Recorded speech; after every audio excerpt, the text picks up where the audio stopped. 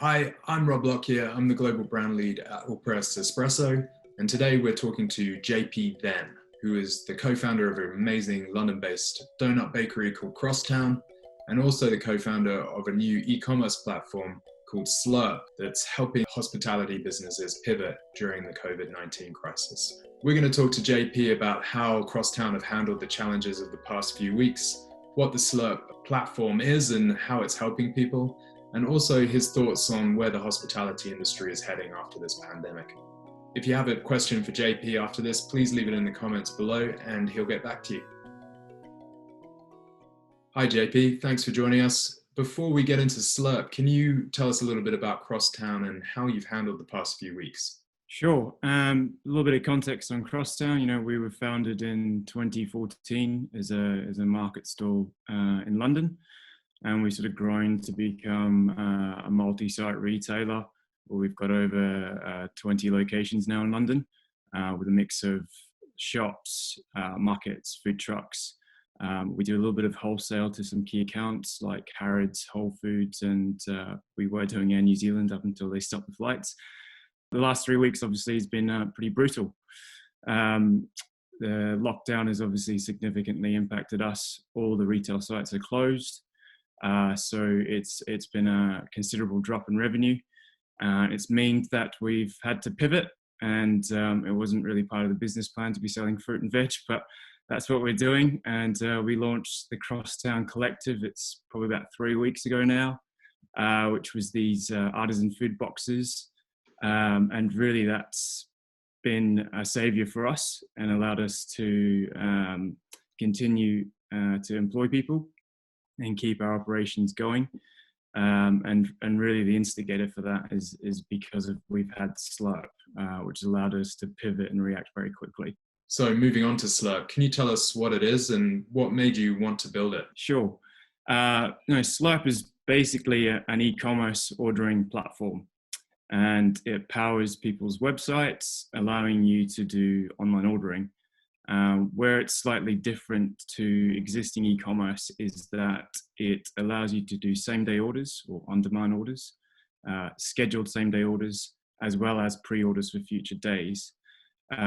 It does click and collect, and it also does delivery. And we connect into a fleet of couriers throughout the UK, meaning that you don't have to have your own logistics solution. But at the same time, if you did have your own drivers, your own fleet, you can use it as well. So obviously, at this moment, it's proving very useful for a range of operators throughout the UK. And people are using it either as their sole online revenue stream, or they're using it in parallel with marketplaces like the Deliveroos and Uber Eats of the world. Really, the reason why I started Slur was about control. Obviously, I put a lot of energy, blood, sweat, and tears into creating Crosstown, and it really didn't make sense for us to put all our eggs into a marketplace's basket.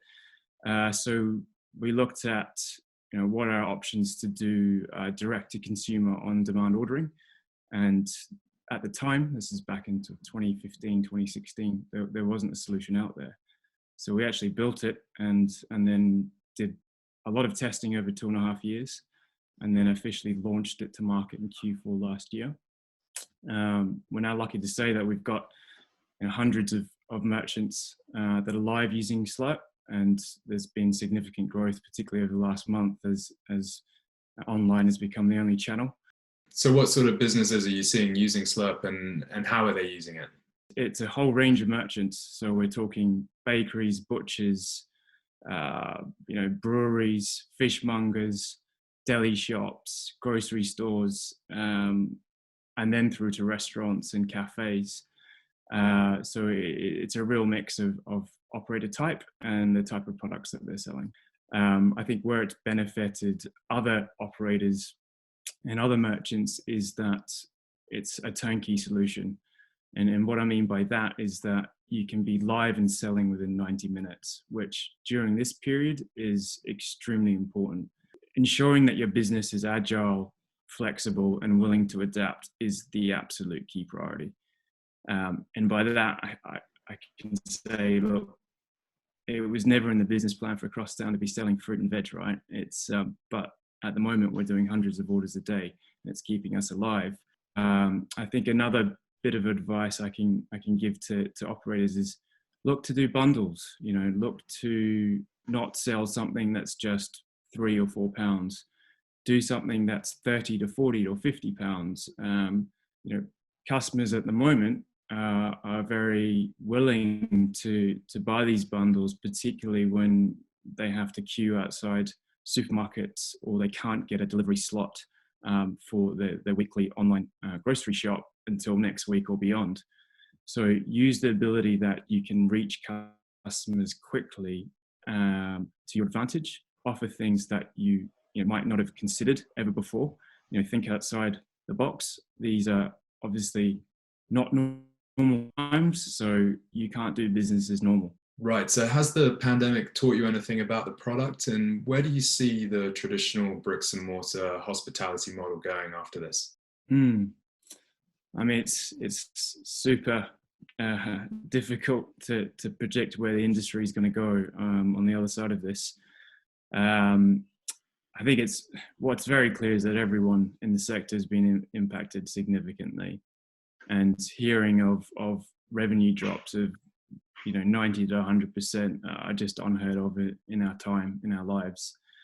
I think consumer habits are definitely going to change. I've always thought, and obviously, that the direct-to-consumer online ordering should be a part of the mix of any business, and having an omni-channel approach where it's retail, online, wholesale, for example, is a good position to be in. So you're not reliant on one channel. I think what will be really interesting to see after this all sort of finishes up, whenever that is how people are going to adjust to their online buying habits. I think it's here to stay. I think it's a fundamental shift on purchasing habits.